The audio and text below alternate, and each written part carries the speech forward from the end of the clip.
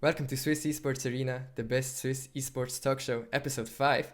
Today I'm joined by Ematrion of the Jerseyboys and Rittersport of Fragbox, and we will talk about the Season 4 Swisscom Hero League. And yeah, I'm sure it will be a great episode. Thank you for being here, guys. Thank you for the invitation. Thanks. So the first topic would be the Swisscom Hero League map choosing format, because Ematrion, a few weeks ago, you put out a tweet longer in which you criticized the map choosing format of the Swisscom Hero League. So first of all, could you explain the map choosing format of the Swisscom Hero League? Maybe you want like a small resume of the tweet long for people who didn't read it? Or no, just explain the format first. So the format, basically, what we're doing is 2 days before the Hero League match, each team send a list to the admins of the league where you rank the map by order of preference. So for example, if our favorite map is Inferno, you put it at first. Then Dust 2, for example, that will be the list of Fragbox. But like, and then you don't want to play a train, you put it at 7, for example. And then you send the list, and the admin for a match, they see the both list, and they see which map are favored by both team, basically. And they synthesize those results, and you play on the 2 maps selected by the admins. So what do you think about the format is my first question. Like you wrote it in the tweet longer, but what do you think about it? It's bad. I mean, on many points, it's bad because first of all, it takes an investment of time. Usually, what you will do is to jump on the server and do the veto either on the server or 15 seconds before the game on a dedicated match web page, usually the map page. And so it's a bit time consuming, energy consuming, and it leads to quite unfairness, like I pointed out in the tweet. And for example, Ritter, that is with us, well, when we faced them, there was unfairness from the decision from the admin. I mean, they respected the rule, but the system itself has liability weaknesses that you can abuse or that can happen by unluck, and both teams will face each other in an unfair match, kind of, because of the veto system of the format. So it's bad. It's really, really bad. Yeah, we will come back to that in a second, but Ritter, what do you think about the format? Like, Ematrion doesn't like it, but you? Yes, I also don't really like it because I feel like it adds unnecessary steps to the process. Like the process of coming into the server, doing the vetoes right there and then is really fine. I don't see why we need to send the vetoes in advance, send a mail with the deadline to do it. You know, it feels unnecessary. It's more complicated as well. Yeah, it's just complicating your life for no reason. So you said... And go on. Yeah, maybe I'm anticipating a little bit the question, but there's a good reason why you choose the map on the server or on the day of the game and you don't decide it days in advance, because the map you want to play depends on, for example, the player you are playing with. If someone is sick and you're changing the roster, maybe the player is not comfortable with your favorite map, it changed a lot. And also, for example, if you played the day before on Dust 2 and you got crushed and you have again to play Dust 2, you're just not in the mental state ready to go in there, or you just want to try something else. You want to play the map you want to play at the moment you're playing it, not whatever reason was 2 days ago. That's a good point, but you also had some other problems with the format, right? Before I cut you off and went to Ritter, like, what? What were you saying? Well, yeah, so in the tweet I explained how you can have unbalanced matchup because of the list. Like, for example, if 2 teams agree on the map, like they like both pretty high, but the second one can be a map that is only favored by one of the team and really hated by the other one, and you can have a really unbalanced matchup because of this, because you're facing an equally liked map and one that is hated by one of the team, and this is the result of the format. Man, I have example if you want me to explain, like for example how it happened against Fragbox, and yeah, if you want. Yeah, you can say that. Maybe like, you ask Ritter first how they felt. I don't know. Maybe it's just a mind game, and DKH was actually happy to play on train, but I don't know how they felt like Oh when, yeah, when you saw the map. Yeah, so the map where DKH is the one sending the list, and to be honest, against we were playing against you, and we were playing against mYinsanity and Red Instinct the same week, and we said against mYinsanity we didn't want to play Nuke, and against Red Instinct we knew we would play the maps we liked because we knew they also liked just Twin Inferno. And then, honestly, against you boys, we thought it would be an easy 2-0 for us, so we didn't even think about the vetoes. We thought it would be an easy 2-0 for us. Yeah, so we didn't even think about the vetoes process, to be honest. And yeah, ever since we got pretty stomped on Nuke by Kings, we put it last. And it was also easier to just send one list where Nuke is last, because it's good against mYinsanity as well, that we think play the map as well. So we just put it last for that reason, and then send the same list for everyone. And it was just less work, you know. But you can only send one list per week or one list per matchup. No. Per match you can, but per match. it's just more work to do that, yeah. you know. Of course. Yeah. So we just thought it would be fine, but our city side on train was lackluster at best, and sadly we could not. We had a great T side. Win a single round. Yeah, we had a great T side. You did. But Ematrion T side was way stronger than others. So that's how it goes. The thing that happened on the veto, so that people know, is that we played Dust 2, which is a map that we and Fragbox put at second on the map list. So theoretically a map that both teams love to play. And then we played Train, which is a map I put first in the list, and they put at 6. So you instantly see the problem that we play an equally loved map, and then one that is just they don't want, and we just fucking happy to play it, right? And that's an example. Now, if you check the list, you will see that it's actually the two maps that are the most favored because of some weird point distribution among the maps. But like Rita said, it's apart because they didn't really invest time in doing the list, and that I put a bit of time, more time than them on doing the list, and I was pretty sure it will happen the same, and I was happy with the map result. Yeah. The map chosen, not the result of the game. I wanted a 2-0. Yeah. What they do is they just do a simple addition of the map points. Yes. For example, if we had put Train as last map, it would have been, I think, the same score as the rest. I don't know, as Mirage and Overpass or something like that. No, it will still have been played. There was a match. It might have been Exico with Inferno. If we had put on 7, would have been at. Oh yeah, so it would have been either the admin would have had to choose between Train and Inferno, but not us, Jerseyboys or Fragbox. It would have been the admin to choose.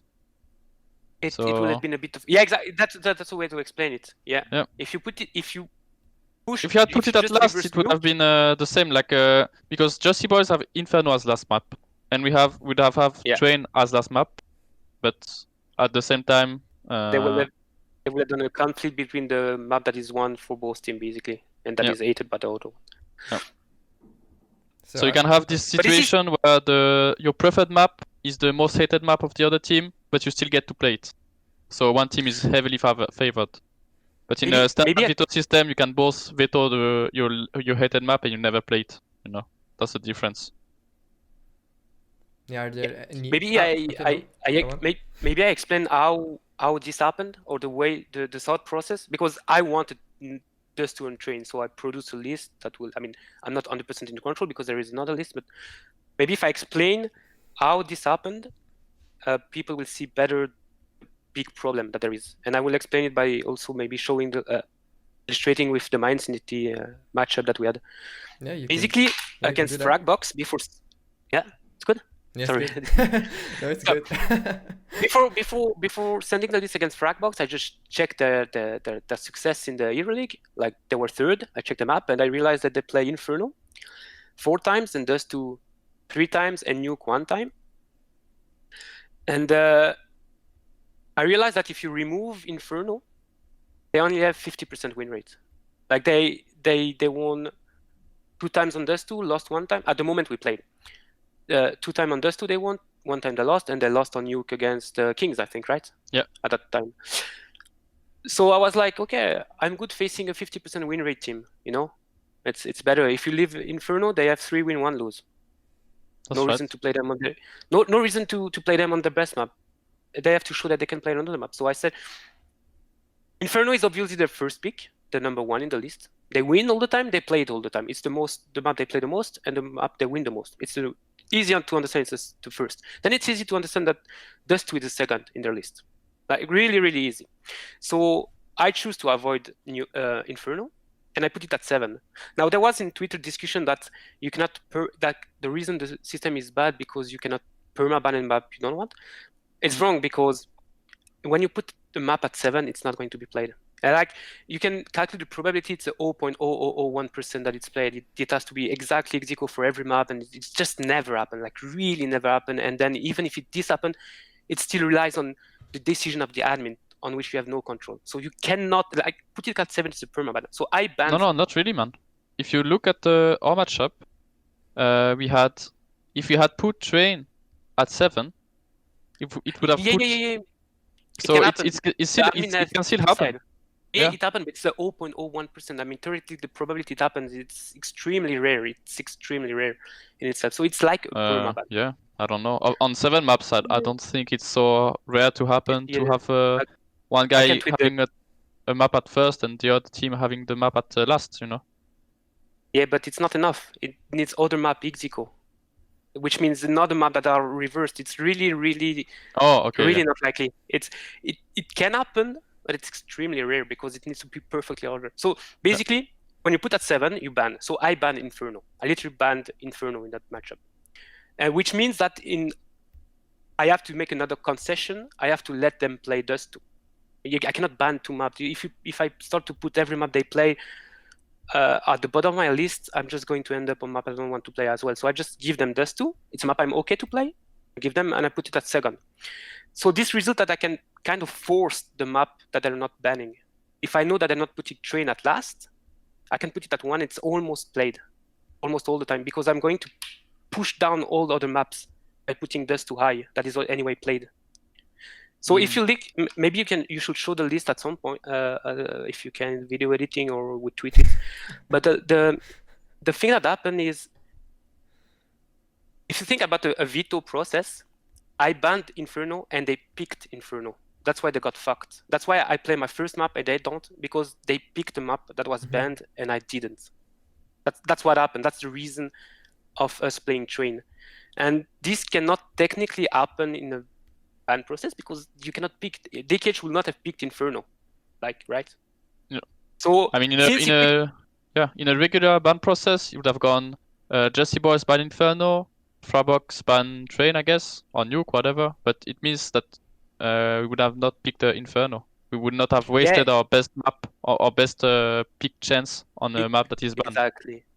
That's the thing. This map list forces you to do something with the map that is banned by the opponent. It also forces you to do something with the map that is picked by the opponent. Like, I ban Inferno, so I know that they picked us too. I still have to put it somewhere in my list. And if I picked at the bottom, I'm banning a map they pick, so I'm losing the ban.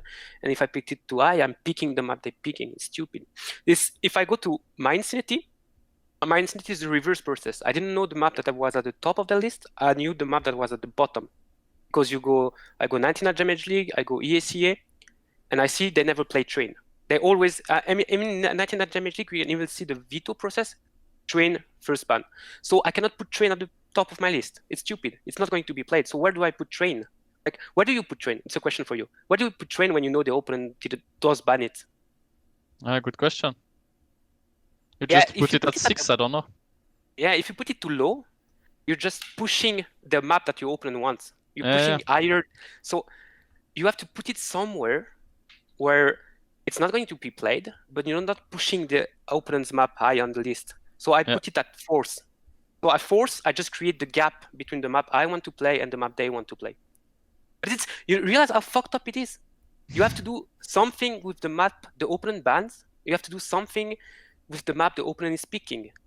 And you don't necessarily have the information. I was lucky. I was working to find this information. But for example, Fragbox, we played them early in the season. I have no idea that I have to ban Inferno against them. Oh yeah. We play Inferno. We play Dust 2. It's maybe 2-0. I mean, we have a bunch of French-talking players. Of course, we play Inferno and Dust 2. Which other maps?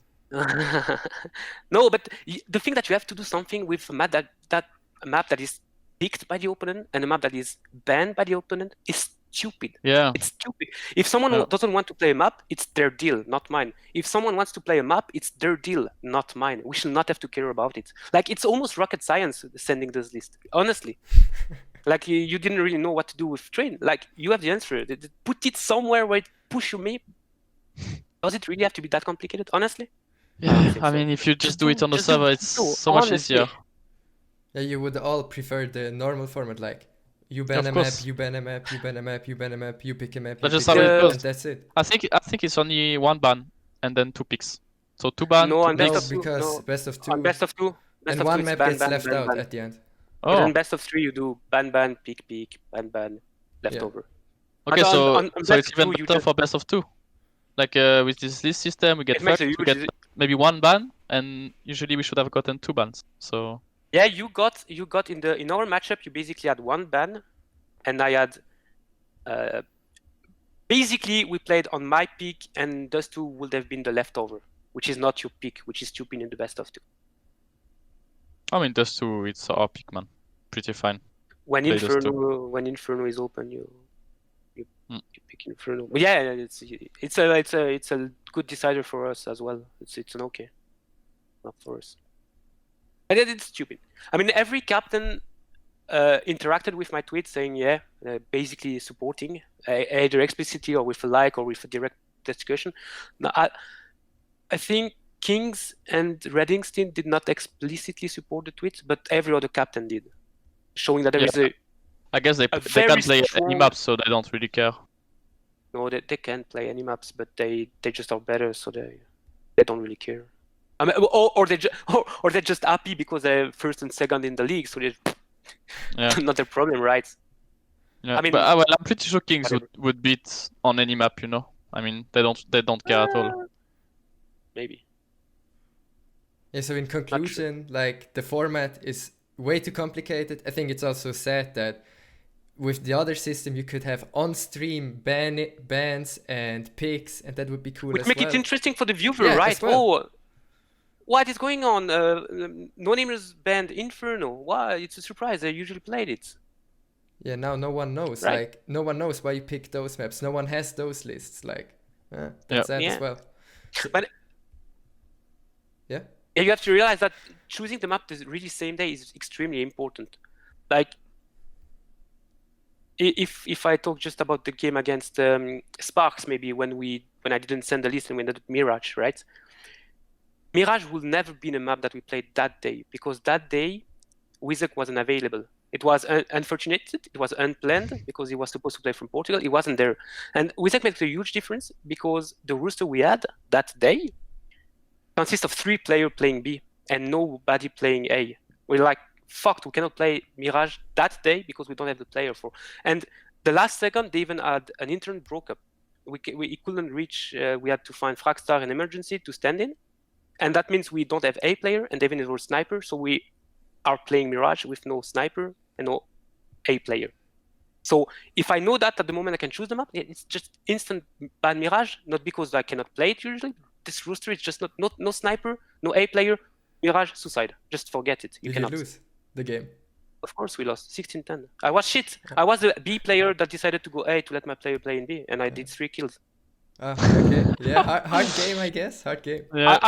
I wanted to put my teammates in the best situation. It ended up be me throwing the game for them. Yeah. So, do we want to conclude the map format like complicated, less exciting than the other format, and season 5 normal format like every other league, right? And unfair. I mean, just unfair. It's completely unnecessary. I don't know why we're doing this. I mean, very simply put, a veto process is something accepted, regularized everywhere, used for good reason, and for understandable reason, we don't have it. It should be a standard of competition to provide quality, and we don't have it. Yeah, let's hope. That's where the frustration comes. So let's hope season 5 will be with the normal format like they do in ESL Pro League and everywhere else. Inshallah. Yeah, okay. So I would say let's go to the next topic, which would be the series you mentioned between Fragbox and Jerseyboys, which ended 1-1. Like if Jerseyboys would have won 2-0, it would have been really, really, really good for Jerseyboys, because then Fragbox and Jerseyboys would have been tied. And you would both have been 6-9. So maybe Fragbox would have gotten the opportunity to choose their No, opponents. we will have had the opportunity to choose. Yeah, maybe. If you would have won 2-0. Ah, no, you would for sure have. Yeah, because of the direct head-to-head. confrontation. Yeah. I mean, it wasn't sure at the time because mYinsanity could still come back and finish. Yeah, okay, that's true. But they didn't. But it was open door to decide the third seed. And you say if we went 2-0, we're third, but if we lose 0-2, we're relegated. Oh yeah, that's true. That's true. Yeah, well, that's an important win. Like, so the fucked up thing I did with Trained kind of saved the season.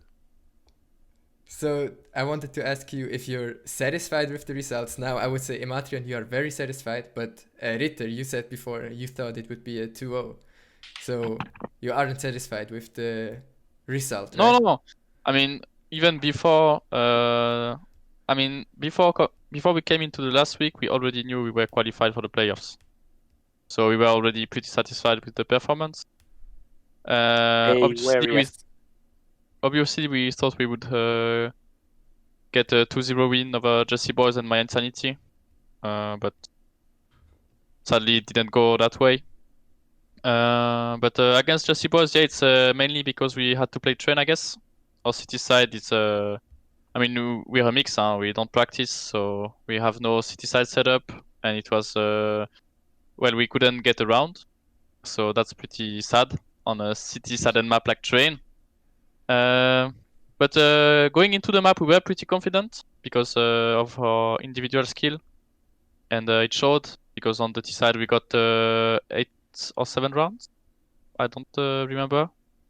You won on your city side mostly. Yeah, we finished with your 9 T rounds. Side was with 8 rounds, I guess. No, it was I don't remember. Yeah, 8 or 7 rounds, but a pretty good number for a T side. But sadly. Yeah, it was very competitive until the mid of the game. Yeah, but once we switched sides to the city side, it fell apart. I mean, when you don't practice a map and you don't have a good. Oh, you're talking about Train. You had Train, you had 7 round on your T side. 7 round. So that's pretty fine, you know. I think you expect to go with 3, 4, 5 rounds on T side. I would be happy with that already. But if you end with 7 rounds, I'm really happy. But sadly, the city side was it was a mess. We couldn't get 1 round, so yeah, shit happens. But you know, in the T-Speak, it's like, yeah, okay, Anluco Maluco, we qualified anyway, whatever. But I think it's still a bit of experience for Mix to know how we're gonna play the city side for the playoffs. I'll talk about it later when we talk about another matchup against mYinsanity, if we talk about it. But yeah, we will. For me, it was really fun, you know. On Dust 2, we were quite surprised of the resistance, to be honest, because I think I saw the map. We started with a really. I think we got up with a really good T side, and then on when we switched over to the city side, we had a few problems, and that's where they put some rounds until 16-10. But it's of course we were quite surprised we were really coming into the series thinking it would be much easier than that. So Ematrion, what did you think? I think you're more than satisfied. Yes and no. So Yes and no. Okay. we were looking for 2-0. Okay. Yeah. Like I have kind of a rivalry with DKH, like Ah, we don't really like each other. Oof. We kind of have the same reputation to be old, maybe washed up in-game leader, kind of, I guess. And he deleted me from his friend list last season. So it's like maybe not 8, but you can feel some type of tension, right? okay. And in the previous SCLSL season, we went 2-0 against them. Stomp, like we just destroyed them, like 16-2 on Vertigo, 16-8 on I don't remember which map. Then we played the relegation against them, and they destroyed us 2-0. The heads-to-heads was 2-2 coming in that match, and obviously when it's 2-2, you want to do the break, you want to go 2-0. It didn't happen. It was 1-1, so there's still head-to-head right now. It's still break. So obviously we both wanted the 2-0, and especially us, they were qualified. Especially us, we could still be relegated, so it was extremely important. We knew that day we do 3 points, we qualified. If we don't do 3 points, we don't have our destiny on our hands. Yeah. So it was more important for us than for them, definitely. And the match started with Dust 2, which I said is like kind of a map I agreed to play it against them. Not necessarily the map we prefer, it's the second best map, but it's a map I believed we could take. And I think the match showed that we could have won, maybe a better day, some shot better, maybe one more better call, Dust 2. But we started by a lose, and that put us in a very, very bad mental shape. We have one map in the season left, and we have to win it. It's do or die. It's over if we don't. So we went to train, and we're really good. We were super happy to play train, like no joke. But when you're super happy to play a map just after you have a delusional, we were winning just to 10-8, I think, at some point, and then we ended up losing 16-10. Yeah, we had a little edge. I can just check quickly. 1, 2, 3, I don't 4, remember 5, 6, 7, 8, 9, 10. Just checking 7, 10. 10-8. Yeah, we were winning 10-8 before they got 8 round on their city side and beating us. So it was a nightmare mentally. You win 10-8, you lose 8 straight round, you 1 map away from relegation. It was really bad mentally. And we went to train. We still have this hope in our mind because we're strong on train and we know it's their 6th pick. They ate it. They're not happy to play it. We start city side. We're happy, and then no, we're not happy. We're losing on train on our city side. They were winning. They were winning, and there was no real solution. It's not like they were outplaying us or out-aiming us. They will target. They understand at some point that if they go B, they win. We don't really know why. Exactly. They will just target.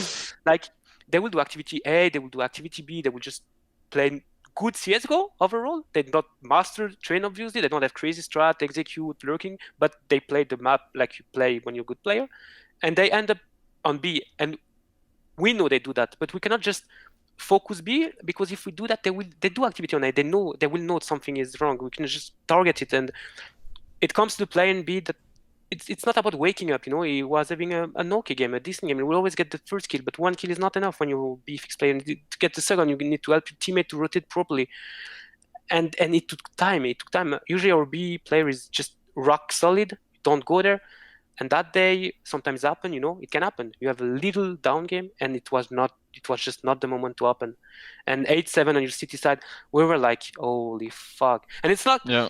It's not like we felt they were better on train. It's not that they were having a great T side, I would say. It's really those little details that can make you winning normally your game and you're just struggling a little bit more. They were just coming at a really, really bad timing. Really just awful moments.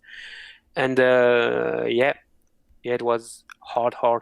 You're 8-7 train starting your T side. You need to win. You're relegated.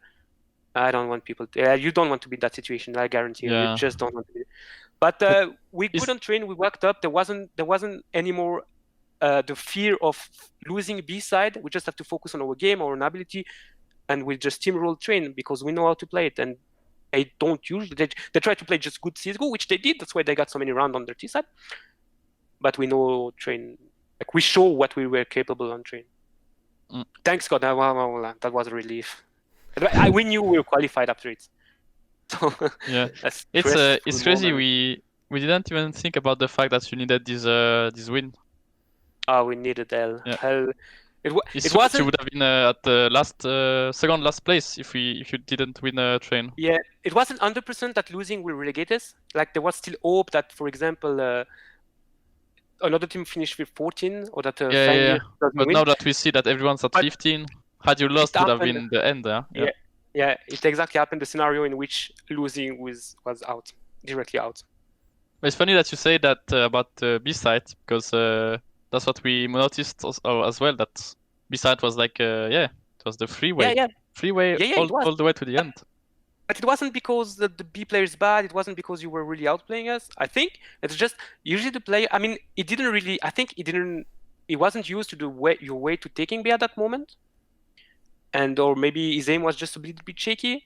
And the rotate, you will always catch the rotator, the one coming from A, which means the guy in B will maybe survived, but not the rotator. You will always find one of the two kill, and that would really create a nightmarish situation to the retake. And we couldn't get the economy cycle. We couldn't get the proper stomp. And I don't want to change the setup. If you start to just mix, removing the player that is a B specialist just because he has a bad game, you're just putting someone who has no experience and is coming from a team that is confident to take B. It gets worse actually. You just pray, inshallah, things go back to normal. Awful, awful situation.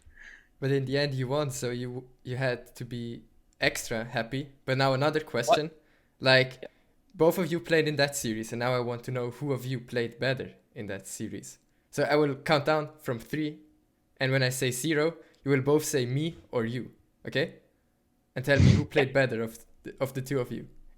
You understand, right? Yeah. Okay, so 3, 2, 1, 0. You. Oh, okay. I really don't know. I was gonna say you as well, but oh wow, that's cool. Yeah, but that's just why? because I'm really not happy with my performance these days. Like when I finished my season with the Sight of Seraph last season, was really happy with my performance and I was hitting good shots. But that's over right now. So I'm practicing to try to get back, and so I was not happy with I'm not really happy with my performance since the beginning of the season here on Swisscom Hero League. Be it as mid-round caller or just you're anything. doing mid-round caller? I thought DKH was leading all the way. No, DKH is not leading. It's Namex. It's mainly Namex and me. Okay. No, DKH is not leading. Okay. But he's the captain. He's still the one who sent the list. Yeah. He's the captain, but not the in-game leader. But not the in-game leader. Yeah. Because I was already in-game leading for Sight of Seraph last season. But right, I mean, before we started, we thought we would do maybe one day practice with this Swisscom Hero League lineup, which we know we did not end up doing. And I would say this is more of my strong suit as an IGL. It's more about preparation after and before the game. Even though I can call, I guess, decently, but I have a bit of trouble calling when we have nothing prepared, and I don't know what my players know as well. So right now, I'm not so happy about my performance. And I mean, when you played well on the most important map for you, that was Train. You put up good numbers. You are as well calling while doing that. So I would say you did better than me. I almost went with me, except I remember one thing, like one thing I'm extremely unhappy with. I mean, I think in terms of pure kill, and we both see IGL, so it's really good comparison to go head to head. In pure kill, I maybe add 1 or 2 kill more than you in the head up, and I'm not even sure. Maybe you outfrag me. It's equivalent, I think, in terms of impact of kills. In terms of impact, if in-game leads, he did great on the T side of Train. He put us in a fucked up situation, and I did also amazing on our T side on Train. So calling was not really the game changing thing. The thing that went for me, I did a better job to choose them up. He didn't have his voice, but I did a great job. I sent him the list, so I got maybe a little edge there to make the impact. But I fucked up extremely hard on Dust 2. when we were winning 10-8, we did a light buy. 10-8.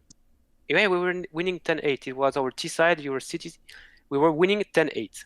Oh yeah, because we got the T-side pistol. Yeah, but no, we did. We won the pistol. Yeah, but we're both team. So we're winning 10-8. We had to do a light buy because we didn't really add money, but we could stack a lot if we do just a light buy. We can stack really a lot of money, no matter if we lose or win, right? And I make a call. I make a good call. We plant the bomb. It's a 2 versus 3 retake in B. Me, Turtle. Turtle's on side. Plant the bomb. 2 versus 3. I have an M4. He has a Deagle. It's retake. It's close. You know it's close. But when you didn't buy, you're happy. It's already a round one. Then I said, Turtle, they're not coming from tunnel. I will flank them. Just play to survive on this on B side. Hold them. I flank them. They're in sandwich. 2v3. When we sandwich them, it's win. And I come. I'd go lower tunnel. I cross the door. I see this guy with a flashing head. I start to spray for FM4. I fail all my bullet. He jumps. I spray again. I fail. He jumps again. 3 bullet more. He lands. He scope with his AWP. He kills me. That round, if I doesn't fail like 15 bullets, it's an 11-8 when we won an equal round. They reset. Maybe it's the 2-0 I planned, you know. So there is always mistake from everywhere. There it's too easy to say it will have won, obviously, but I cannot put myself the best when I fucked up that hard. That's why I don't think Ritter failed that hard around. I don't remember that happened from them.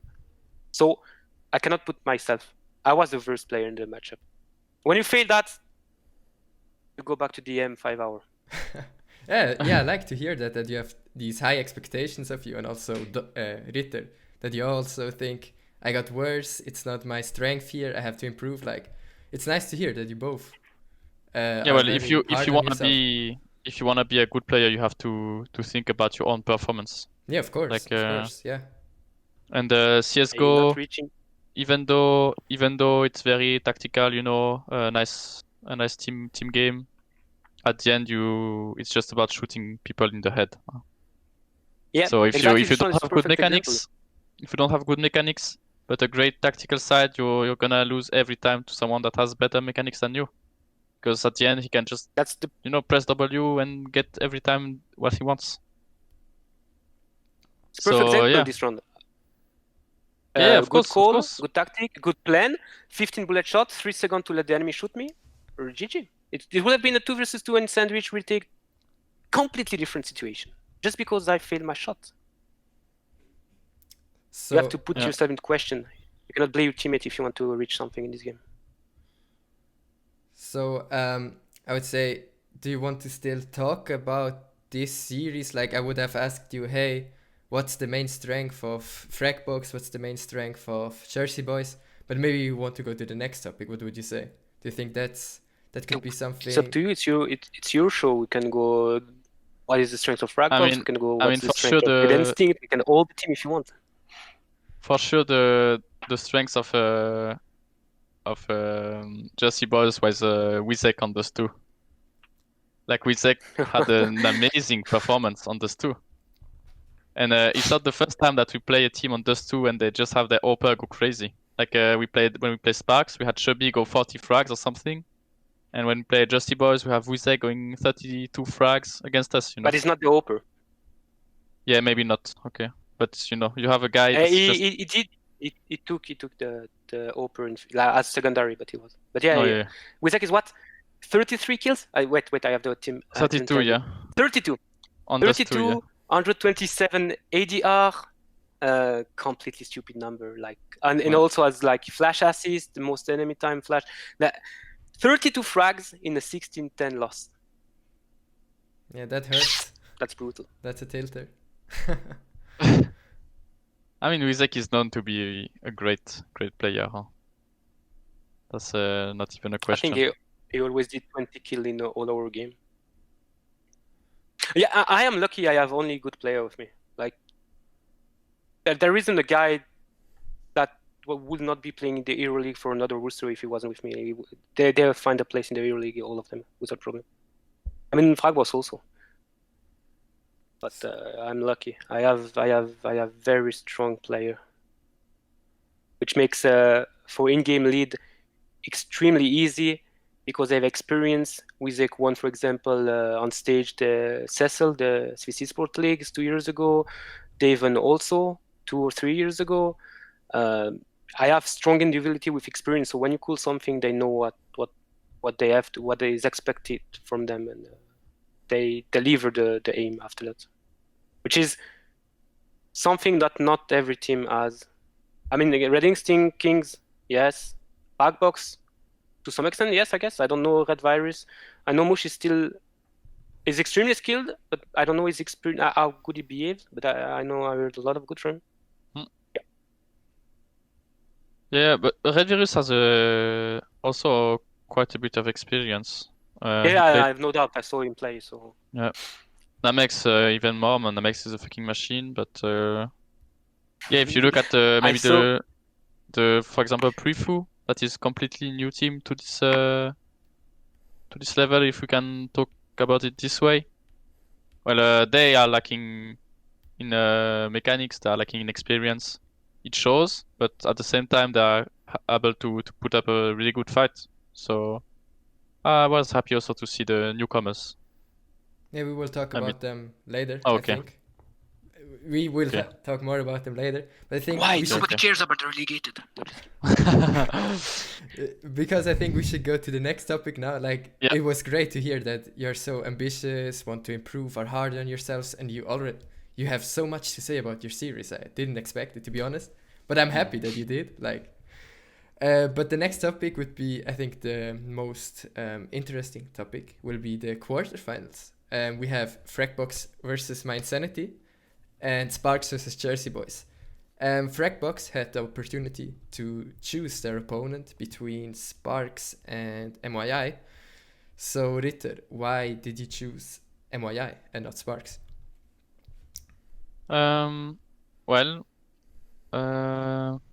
Yeah, without leaking something important, right?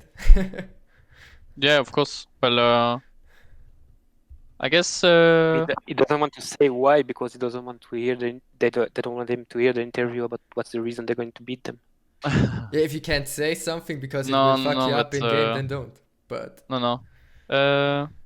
Well, I think mainly because our those 2 games against Sparx, it's just really boring to play against the T side, and they have way better individuals than mYinsanity, I would say, at least in our opinion.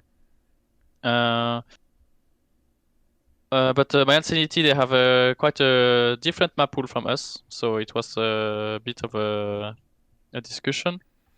But in the end, we mainly chose mYinsanity because, in our opinion, they have weaker individuals, and this should be enough to secure us best of 3. Like when we played against them, we neither played Inferno nor Dust 2. So none of the maps we used to play. We played them on Overpass and Vertigo, which I think they're quite comfortable on. From what I saw on what was it? On the ACA, they were playing a bit of Overpass or Vertigo, I don't remember, but meaning they play it. So it was still close for. I mean, we nearly beat them. And Overpass, we never played it, but I guess they play it, but we beat them pretty hard. So we're quite comfortable playing them compared to Sparx. Well, what was your results against both teams? 1-1, 1-0, 2-0? Yeah, 1-1, I guess, against both teams. 1-1 against. Really? Yeah. Yeah, Sparx, we just were playing against Shobi and on those 2, and it was crazy. You have 1-1 against all me of Jerseyboys, Sparx, and Fragbox. We also have 1-1 against all of them. It's really interesting. Yeah. Yeah, I guess. What was the result between Sparx and mYinsanity? 1-1. Oh. It would be really interesting to see if every team was 1-1. I'm on the page. I can check. Yeah. No, they beat mYinsanity 2-0. No, I really think mYinsanity might be a bit of a weaker team, not in terms of of team play or whatever. Just more about the individuals that are a bit a bit weaker, I guess, Yeah, compared to Sparx now, of course. yeah, Ematrion. So would you have chosen MYI as well? Yeah. Would you have chosen MYI as well? I have no clue. I did not. I didn't even know that the third could choose his opponent. So Yeah, now you could know, we huh? have chooses us? Could No. we have chooses us, or it was only No. yeah, makes sense. I don't know. I think interesting to hear how they chose, because I don't know if I agree, but at the same time, I can see the point they're making. Like in saying that Sparx has better individuality. I can see the point. I don't know if it's really true. I have in mind, for example, Linux that is top 10 in Faceit, so it's grinding hard at the moment. Yeah. On the other hand, Shinigami, Duty, Loveful, Shubi are insane individuality. Yeah. Like really insane. And their weaknesses is more like the team play, that's for sure. They choose the team that has better team play over the team that has the strong individuality. I don't know if mYinsanity has really weaker individuality though. But I mean, that's mYinsanity what has, we felt from the gameplay against them. Huh? yeah. But it's an interesting point of view. I don't know if I agree, but it's a point that can be made.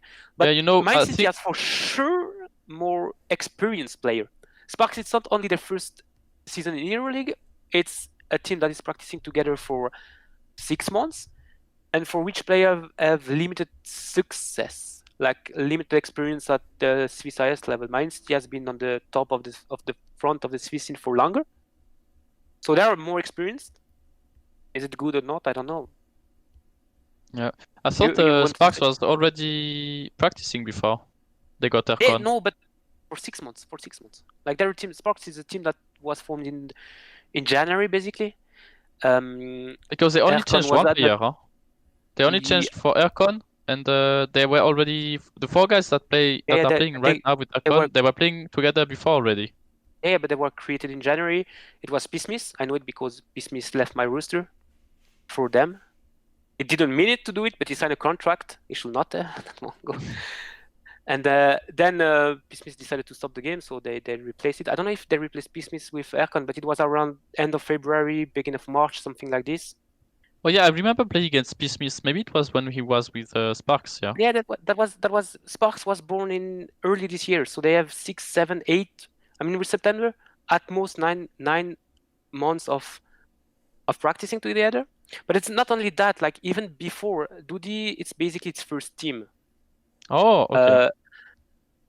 Le Fool, it's also basically its first team. I played in mix with them in 2019, so I know what kind of experience those two players are. They are insane individuals. That's no, but team play is something they started to learn from January. So definitely less experienced player in that regard in terms of competition. But maybe they gain more valuable experience in those 9 months. I mean, when you jump in EuroLeague, you make instantly the playoff. Well, you show that you learned something, you adjusted. Like they never played in such a high level league, I guess, and they show they're instantly capable to do it. So I understand why they prefer to play mYinsanity, because mYinsanity is for years on the front of the scene, and they barely made it the last day on the last map to the playoff, and that's maybe the good choice indeed. Go for mYinsanity. Go for a team that maybe did not reach its expectation, rather the team that not overachieved but reached maybe more than what is expected from them. And definitely. So Mood is maybe weaker on the mYinsanity side than the Sparx. Spark maybe just coming with a mindset that is, we have nothing to lose. We already won the season. We like everything that happened from now is bonus, and you never want to face such a team with such a mindset. Like you can only lose in such a matchup. So it's maybe a very smart decision they make, even though I would say mYinsanity on the paper is slightly better. It's interesting. Yeah, I'm not sure if just mYinsanity underperformed for this. Oh, I don't know, but I think they had higher expectation. I think they wanted the third place. Sure. Maybe they wanted to upset Red Instinct or Kings on one of the map. I think there is a rivalry between Kings and mYinsanity between Kings, because they're both from the German side of Switzerland. One is the puck team, one is the practicing team. So they want to fix maybe stuff, or maybe they're just friends and they want just to flame the other one for fun, or maybe there's no rivalry. But I think they had higher expectation than the because they're playing in last day. ECA Intermediate with good results for now. So I'm quite surprised to see I do not them understand what you come say. in nearly. I mean, they nearly lost and relegated when they're the only team in this group that is playing ESCA intermediate. You know. So I think I agree. I think I agree on you saying that they had higher expectations. I mean, I had higher expectations for mYinsanity as well. So I had higher expectation for mYinsanity as well. I had higher expectation for ourselves. yeah. Expectations But, are always something. I had lower expectation for you. I have to watch you from below. So. Oh yeah. I mean, So when we saw the players we had, it was quite sure we would end up high. After the first couple of match, it was sure when we played against Kings and we saw the Yeah, potential. you started the season by showing what you will achieve. Like after the first 3 best of 2 you played, everybody knew Yeah. you will be in the playoff. But Because that was not what I expected before the barely season lost started. an Inferno against Kings, but then against Flying Hirsch and 16-13, PriFu, I it was guess. just 13-16, yeah. But then the 5 next matches were Storms, and then sadly we did not have an answer to Sparx Esports play on those 2. But otherwise, You almost did the comeback though. Yeah, almost. So now for the Fragbox MYI game, do you think, or this question is for Ematrion especially, because do you think MYI can step up to or live up to their expectations and win against Fragbox, or do you think Fragbox will win? Now we can look at both these matchups. I think the answer is somewhere in what Richard said. A huge part of the win will be the veto of the map. It can go both ways. They really, like you said, they really have a map pool difference, and the moment you start banning, it's going to make a huge difference.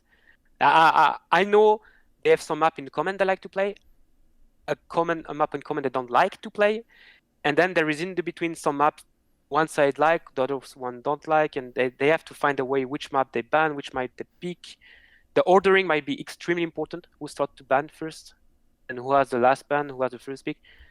Because I think the veto is going to show a favorite. Right now, I will not say. It's really teams that play really differently, and it's hard to try to simulate the game in my mind. But once I see the map pool, I think I will have a good idea.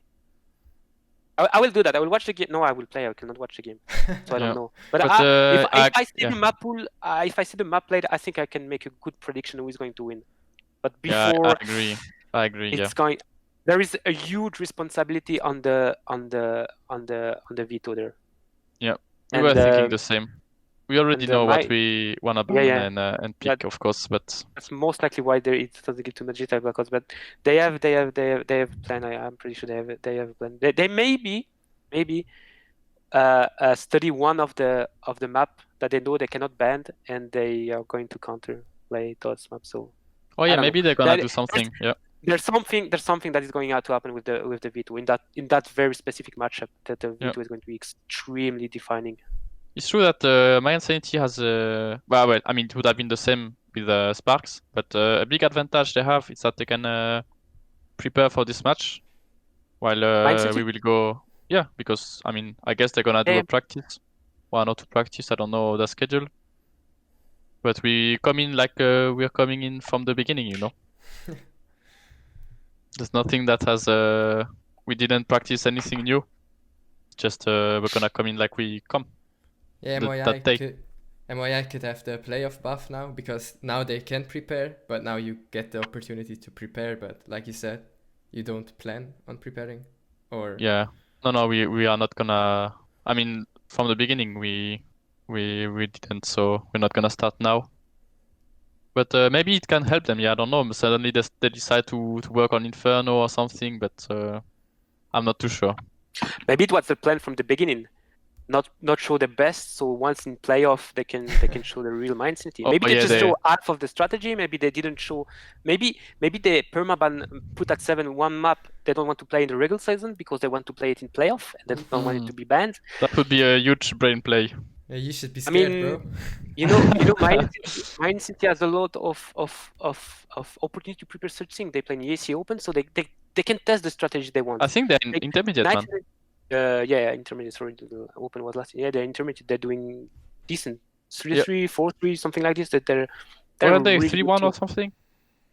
Yeah, but I think they're not at the top, not at the bottom. They're somewhere doing good at least. Yeah, they're doing good. Last That's time for I sure. checked, last time I checked, that they have a lot of time to prepare, to try, to put a test against real competition. That is a huge advantage when you can check your strategy, how it works against inside a real league, and then you can transpose your results in another league. It's gigantic advantage.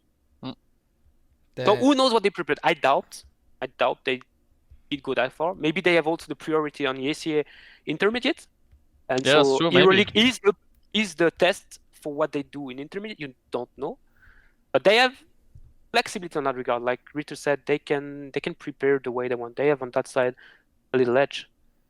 The edge was that they choose the opponent, so they know what they're doing. Fragbox. So okay, so now question for Ritter. Sparx versus Jerseyboys. Who do you think will win that series? I guess depends who Jerseyboys plays with. I mean, I didn't know that, but apparently Ematrion has a bigger pool of players. I guess Yeah, I switch player. I don't care. We have 5 official player and 2 substitute. I just don't care. I go with the one that fits the best for this specific matchup. Yeah, so I guess it will depend on that a lot. Because coming into the match, I think again Sparx have better individuality. You don't have anyone the level 10. You have people that can frag really good. Sorry? You say they have better individuality, or you said Yeah, they have better, or we have better? Yeah, definitely they have better. I mean, aim-wise and mechanically, I guess they're better. That's for sure. But before I started to play this season, I was meant to coach them. And from what I gathered from the inside, I guess, yeah, like you said, the team play is not really there. So you have a huge advantage for this match. But you will have to show up. That's what I'm afraid. Is that if you don't show up, they can just turn this into a stomp, just because they can shoot. So what do you say about that, Ematrion? Will you defend yourself? On the thing that we have to show up, I completely agree. Like, I consider that in this EuroLeague, in the previous EuroLeague, and in the last SCSL, we underperformed. We didn't reach what we were supposed to do. For example, if you looked at last season in the SCSL, we are by far the third team with the best round difference. Like, huge difference. Like, it's the equivalent of 2 times 16-0 against your team, right? I think Kit of Thera, for example, in mYinsanity, and yet we didn't make the playoff because we lost too much time. We have a tendency to lose close game, 16-14, and to not being able to finish them. We have a tendency to start slow, like on train against them. 7-8 or city side is not good, but when we are on, we're extremely good. That's what I believe. But we have problem to find our game. That's for sure. On that, I completely agree with Ritter. It's on us to show ourselves. Yeah, and if we show ourselves, it's a win. If I remember correctly, it was now it's a long time ago, but with the Shot of Seraph, I don't think you were really. It was really complicated to beat you, if I remember correctly. Not at all. We faced on the first day. You surprised us. We were like, those guys the first season. We don't know any of you. That's true. I never heard of you. I knew a bit. I think you were playing with Ercon maybe at that time. I don't remember exactly. Yeah, the team was remember Ercon, one of you. No Rules, Breaker, and No Rules. PNS. No Rules. Yeah, exactly. PNS is not someone I fear. I know a little bit. Ercon, it's the same. They're good player, but they didn't look for us like tier 1 in Switzerland. They deserve to be like the 8-7 maybe, and we were not ready for that. It was the first day of the season, and they had an amazing season that I think surprised everybody. And we we came on the server like, yeah, we're starting with the weakest team of the season. Easy to do. No, 16-10, 16-10 in our face, deserved, completely deserved, cost us the season. The attitude, obviously. And yeah, it wasn't hard for them that day. I completely agree. But in the end, we had a lot of runs. We had more. You ended up third of the season, I think, and you had a negative run difference. Yeah. And we had a Supposed plus to be, yeah. 30. And we had a plus 30. Literally 2 times 16-0 more, and yet we lost 2 more maps than them. We're winning a lot of rounds against everybody. We lost 16-14 against KINGZZZ last season in the SCSL. Oh. Wow. And it was a comeback. We were losing 14-2, and we just come back 14-14 and lost 16-14. When we're on. We lost against Redington 19-16 in overtime on overpass. Like when we are on, I think we can beat everybody. When we are not on, we can lose against everybody. Yeah, So I feel on like that- maybe on that's that side- lacking on your side is a bit more the basics, you know, not the basics of team play, because I think this is I mean, I'm not really sure maybe, but I think sometimes you just let yourself slip up a bit. I was watching one of your maps against Sparx, and it was on Inferno, I guess. And it's we just wrecked them on Inferno. yeah, but some rounds you were like, one round you have Jerseyboys playing, and the next round you just gave the controller to your little sister, you know, or to someone who never played the game. Yeah. It's from the outside, from the point of view from the outside, you see suddenly nothing is structured anymore. Everyone picking one by one. It doesn't make any sense. And the next round is already fine. But you're like, what the fuck, man? If you're on the TeamSpeak, you know why. Yeah, because okay. we have to talk in English. And Bacchus, for example, doesn't know English very well. Lirim English is first primary school year is nightmare English. And like really, like we're a mix of French speaking, German speaking, and we have to coexist. There's a lot of experience. Lirim was a god on Counter-Strike Source. Daven is an extremely achieved player on CSGO. We come with different experience, different region, different play style, and we have to communicate in a language that not everybody is comfortable with. We have a player Bacchus that is insanely talented, a lot of potential, but lack experience. We have one player that maybe lacks not the basic of CSGO, but the little detail that put up a little bit higher, and sometimes get a bit punished of it. And I have myself that just doesn't practice aim anymore for like years now. That is just going down. Okay, and all this mix of communication that sometimes just stop. When the communication stop on the TeamSpeak, we really shit. But when it's on, when we just go for the really little thing that just make our success, me going first to sacrifice, creating a little rotating on the map, and we're really, really good. The thing I'm not agreeing with Ritter though is we have better individuality.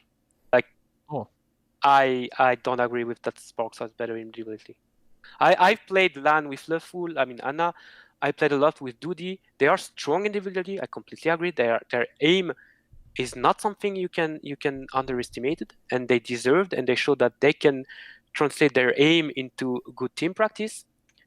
But the experience, like even on the aim part, if you take Lirim or Daven or Bacchus, they go head to head easily. Not saying they will. Wizek, I mean, just watch them play. You know the aim they have. Bacchus is many times 30 kills. Wizek is many times 30 kills. Daven can have 20 kills on one side. Like Lirim can take a scout and out aim with his scout everybody in Switzerland. It's individually, they are at least on par aim-wise talking. And experience is just a complete difference. Wizek, Daven are Swiss League winners. Lirim has many LAN achievement, many success on CSS as a pro player, and Bacchus also. I mean, success experience is not the same, and aim, I don't see the edge for them. I disagree on that. If you say I'm the weakest player aim-wise, 100%. I'm like really, you rank the player 9 or above, I'm there. Like you cannot even see the 9 other. I compensate with good in-game lead. I think they don't have an in-game leader that can call like me. That can see the problem in a setup, in a strat, in stuff like this. But the rest, we even saw in a top tier CS, we saw I think it was Godsent. Crystal, even sometimes it doesn't frag, it doesn't matter. You know, they win anyway. Because it's true that in-game leader can have a lot of impact just through his calls. So I mean, if you say that the main problem in your team is that sometimes communication is off, then if you, as an in-game leader, you don't frag really, but you fix that problem, then for me it's true that it doesn't matter that you're at the bottom of the skill-wise. Skill-wise, maybe it's true that you're bad, maybe, but at least if you can compensate as an in-game leader, then it's really fine, in my opinion. Yeah, it's really about us showing up. Like on communication, I cannot do magic. I can do the good call, but on communication, when the player they're feeling bad or they're feeling frustrated, I can encourage them, but sometimes the communication doesn't come. I can do better for sure. But really, the difference, I agree on that. Us showing up can make us win, and having a bad day will just we can lose 16-5, 16-5, 16 if we come with this situation that happened regular in season where we don't talk to each other, we don't find a solution, we're just giving, we're not like 18, we're just giving the information with no emotion. It's not going to happen. But otherwise, I mean, it's in our end. I think I really believe it's in our end. Yeah, let's conclude it also, then. If I can, I can just say one more thing. I mean, Sparx, it's 1-1 in the series in the regular season, but it's the time I didn't send the list. It's 1-1 on their first pick, on their first and second. It's 1-1. Yeah. And Mirage is a 10-16 lost when we had no sniper and 3 B player, and it's a 10-16. Yeah. I mean, when I look at like this, I'm like, hell, we cannot lose that. Really. The second map, 16-6 for us. The first map, no sniper, no A player, 10-16 loss because I didn't send them. Yeah. And we can play all 7 map. I won an official game during this season, during this year on all 7 map in official. I fear no map. They can go whatever they want. I ban their map. They just have to come to us. So okay, yeah, that's a great advantage. Yeah, like, yeah. So I would like to in conclusion. yeah, I would like to conclude not the show but this segment. So I would say, Fragbox MYI. Fragbox win. Jerseyboys win. So Fragbox wins, like the Fragbox mYinsanity matchup. It depends on the maps. If the maps are right, either team can win. And in the other matchup, and they knew it. And for the Jerseyboys versus Sparx matchup, it's if Jerseyboys step up for the day, perform, then they win. Right? That's the conclusion we have. I guess so. Yeah, and for us, if I can say one last thing, is it was really good for us to be able to choose the playoff opponent, because we really hated playing against Sparx because of the T side, which is snooze fest. And we really don't like to play against Jerseyboys because of the map pool. So either way, one of them loses, it's fun by us, We have one annoying opponent less in our way. So yeah, okay. So oh yeah, you're talking already for final, like yeah, you're anticipating everything, yeah. Yeah, I think Red Instinct and Kings are in the way, but hey, one boring team less. That's true. Or one less team in the way. So I would like to go to the next topic, but we have to cut some topics, I would say, because we're already at 1 hour and 10 minutes. I told you we would talk about PriFu, so yeah, we can do that. Because I wanted to ask you, was there a team that surprised you? Either good, like maybe Kings, you thought they are good, but they are not 14-0 good. And was there a team that surprised you in terms of I didn't think they would be bad? So I think you wanted to say PriFu surprised you. Yeah. So yeah, if you're already at 1 hour 10 minutes, I'm gonna try to be quick. So yeah, PriFu. From the beginning, I'm pretty surprised because they managed to qualify against a team that was in first division in Cecil. During the qualifiers. So already there it was pretty impressive. But then the results against the other teams were quite, it was a bit expected. I was really happy to see that against the lower tier, like Sparx and Flying Hirsch, they could still put up a really good fight. Against Flying Hirsch, it was they lost 16-19 and 14-16. Against Sparx, it was a win and lost 17-19, so it was really close games. I have a good friend in the team called Ferox, and to be honest, I'm happy for them, and I'm really looking forward to seeing them play more, to be honest. But for me, the last place is not a surprise. I hope it doesn't hurt them too much. I just hope they continue working and that we see them in the first division qualifier. Yeah, next week. So, and Ematrion, was there a team that surprised you, either good or bad? Kings, I guess. I mean, Kings. they were supposed to be finish first or second, but they destroyed the season. Like Red Wings did also, but Kings destroyed the season. It's insane. I think there was never in any Swiss league a team that dominated that much. I mean, it's not surprising when you see the roster in itself, but usually there are teams that go not head to head, but challenge them a little bit. And that season, no, not yet, not in that season. So Kings surprised me, not as first, but the way they did it. I mean, what's the run difference? Can we just have the run difference? Yeah, it's like 122. That 224 run won, 102 lost. It's absurd. It's completely absurd. Like, it's an insane performance. That is just domination, pure domination of the season. So Kings, but then I was surprised not by specifically team, but how close the rest of the league was. No, Kings at the top, Red Wings, and then just. I mean, any team could have been relegated that season. It doesn't seem fair, right? Everything is so close. Like, Flying Hirsch being relegated, they come at the last moment, was not necessarily expected, but not necessarily completely surprising. But they are figure of the Swiss scene for quite a long time in any leagues, and they got surprised by PriFu, lost them up. They got surprised by Sparx. They just, and then mYinsanity had to go all the way the last day. How close it was the surprise, I would say. The dominance of King followed by the. But if I just want to say something about PriFu, I'm half surprised. I know DAO for like already 2 years.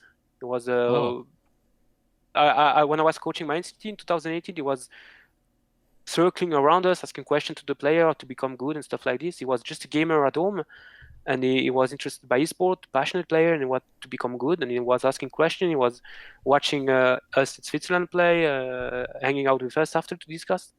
There was no one at that time. It was just a player interested in the game, and it's awesome. It's a good. I think that was a perfect example. Now he can become a player in the Swiss scene. He try hard and he succeed. And the last 3 months ago, I used him as a stand-in our ESCA season, and it was good. His aim was ready. Need experience. You cannot buy it. You cannot bypass it. You have to go to season. You have to go to failure. And they got an insane valuable season. They lost 16-2 against Kings.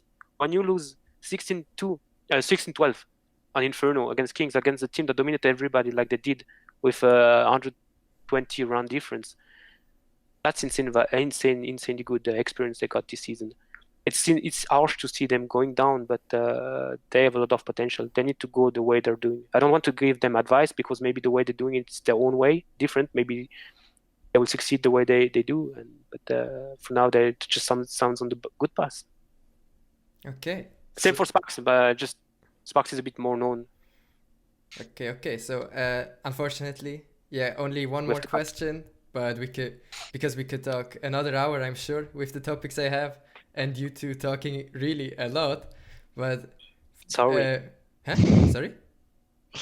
I said sorry about talking a lot. No, that's good. That's good. But maybe for another time. But one more question would be just the season 4 of the Swisscom Hero League in general. Like, from a player perspective, are you happy with it in general? Who wants to start? I can start once, and then you have the last word. Communication bad between admins and players. Terrible. It's hard. Cannot agree on the map list. We get the system in the last second. We get the rule books 2 days in the season. We got the dates of qualifier 2 weeks before it starts. We have the planning. We have to do the roosters and everything in a rush. We get the information about the playoff kind of last moment, but the clear communication 0 out of 10. Format except the veto, great. Playing each team in the best of 2, we show how competitive it makes of a season. Really close, suspense, crazy suspense until the end. Streaming, awesome. A new team can showcase themselves like PriFu. Everybody discovered what they're capable of. Awesome.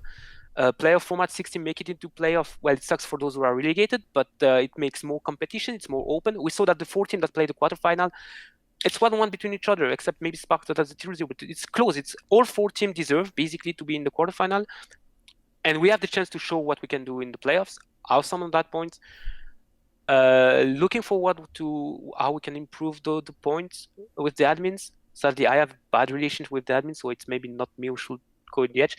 We don't know, with all the problem in the EuroLeague, we don't really know what comes from the admin of ESL, and what comes from the sponsor, Swisscom, you know? Yeah. Swisscom, ESL is just hosting, so they have things that come from top. Maybe more transparency, so we know to who address the problem. Then Ritter, what do you think about the season? Are you happy with it in general, as a player? Yeah, in general, my only problem is mainly the veto list, because I'm bored just thinking about it, you know, having to send the list, like, yeah. Then I would say the admin is he's helpful, you know, in a way that he answers the questions, but if there's a rule or something that is problematic and doesn't fit the current rule set, then even when you talk to him about that, it's like you're talking to the rule book, you know. It's not gonna make any change. It's a I mean, mainly maybe it's like Ematrion said, and it's not coming from him. Maybe it's coming from the higher ups. I don't know, but yeah. I mean, even for this veto list, you could say, oh, it's really not good. Can we change it? And the response would be, read the rule book. The veto list, yeah. And you're like, okay, but can we do it in the server? Read the rule book. Like, okay, well. And yeah. The problem with that is it isn't in the rule book. Like, the map format, it isn't in the fucking rule book. So yeah, just wanted to add that right here. It is. It is really. The map list. The fuck? I think there is a rule that we need to send the map to. There is by email, but the fun part is the email to which we are supposed to send is not in the rule book. Yeah. Okay. But so yeah, my point is that, you know, the admin is helpful, but it's like he cannot take any decision. He can only put you penalty points if you talk too much, I guess. But otherwise, he has no decision power. You know, he's just. Yeah, I think that's the problem. I think it would be nice to have an admin that can make more changes that the players agree on. You know, if we could have more discussions with an admin that could make more changes depending on what the player and the teams think. Yeah. What I wanted to say about the season, like, yeah, the streaming was great, like you said. The format, I like it. Apart from the map pool, some things I hate is the communication. It's fucking terrible. No one knows who's playing. Like, it's also in League of Legends. Who knows who's playing? Like, they didn't. The qualifiers were last week, and yesterday we found out who is playing in the Hero League. Yeah, like, what the fuck? And it's a mess. No one knows the format, what gets streamed, when to watch, what to watch. Like, I hate it. It's really terrible. The rule book, it isn't on the website. When I said, hey, the rule book isn't on the website, they told me, yeah, doesn't matter. Everyone has the rule book, but it still has to be on the website. It makes no sense. And the website fucking sucks. Like, the ranking place 1 to 4 is green, and 5 and 6 isn't something. So I thought, oh, wait. So 5 and 6 don't get to playoffs, but if you read another article, which I did, you know that top 6 qualify. So that's bad. The website looks shit in general, but yeah, that's unlucky. But they tried. I complained, and they made the rankings better after I said the rankings suck. Oh. So praise to that. Like, if they want to improve, that's the most important thing. I'm very thankful that they did. The ranking still sucks, but it got better. I think, Ematrion, you wanted to say something? Yeah, from the outside point of view, you don't have everything because we're in the Discord, and the main communication happens on the Discord on which you don't have access. Yeah, but that's not enough. I know but there are a bit more behind the scene communication than what you see. What you see from the outside is shit. What we have on the inside of Discord is also not completely great. It's maybe not as as shit as we can believe, but it's still pretty shit. But I think I don't talk about communications I don't talk about communication in general, but to the fans, because the fans, if I want to watch the league, I have no fucking idea. I don't know when to watch, what to watch. Like, It's why do for you us think pro the player viewers also, are this there are slow? information. Because you have no information. But yeah, just something I wanted. Sometimes we also don't know. I wanted to cry a little bit at the end, give my 2 cents. So yeah. No, but it's true. But yeah, praise that they want to improve. That's the most important thing. And season 5 will be even better, I'm sure. Yeah. If I can make one defense to the admin, to the league, sure. I want to insult them on many points, on many things, on the rule book. I want to burn it to the ground. Last season, they asked feedback. And in the official channel of feedback, only me and Linux from mYinsanity gave the feedback to the admin. The 6 other didn't. So it's hard for the admins to improve in the right direction when they're lacking feedback. I don't know if the captain talked in private to that. Maybe they did. Maybe they didn't want to show it through everything. I don't know. What I can say is, out of 8 teams, only 2 expressed a paragraph, just a small paragraph about feedbacks. Now, to defend the players, the feedbacks I made were not taken into account. I said Vito was great. Instead of map list, what they do, they put the map list back. But yeah, it goes both sides. We don't give feedback and not listen. It's one side on the admin, one side of the captain. Yeah, hopefully, we all understand this. Admins listen to feedback, captain does feedback. Yeah. So for next season, guys, give some feedback, please. So also the relegated team. Of course. Not because you're relegated. Maybe you were relegated because of a rule. Complain about the rule. Okay, so I would say, unfortunately, we're at the end, even though we could have talked for 2 more hours. So both of you get to say something at the end. You can say anything. Shit talk, praise, call your dad, whatever you want. Like, Ritter, you want to start? Yeah, well, I would say good luck to all the teams, man. Okay. We're gonna have to play. We don't know when. Maybe it's a bit of a joke that we don't know when, but good luck to everyone. And for me, it was pretty fun this season. I like the fact that it was a top 6 qualifiers, top 6. And yeah. Don't have much to say, I guess. Okay, Ematrion, you get 10 minutes now. Sorry.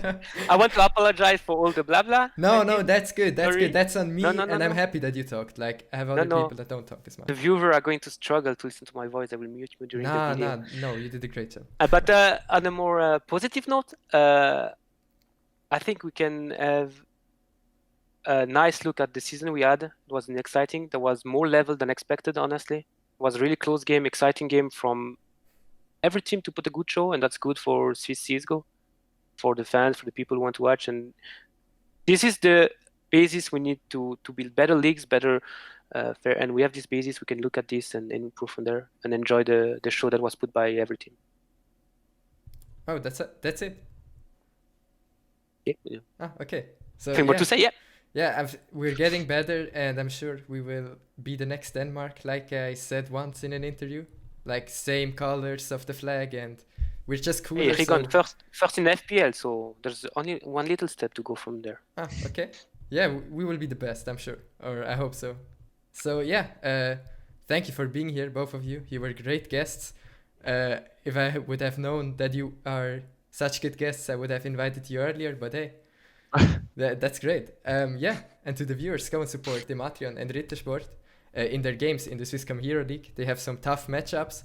Now, because you watched, you know who will win most likely, but you should still watch it. And underneath their boxes, you have their names, so follow them on Twitter as well, so you can read the next tweet longer of Ematrion. And yeah, I don't know if you post something cool as well. You have the best Twitter handle of Swiss Esports, so follow Thanos as well. And if you want to watch more of the best Swiss esports content, the best shows with the best guests, and the best host, maybe? Yeah, I would say, yeah. Then you should follow me on Twitter. What a great host. Oh, thank you very much. It could have been better, but yeah, I'm learning. And subscribe to my YouTube channel, and you will see more great Swiss esports content. And yeah, enjoy the Swisscom Hero League in the next few weeks. watch it so it gets better. And thank you for watching, everyone, and until next time.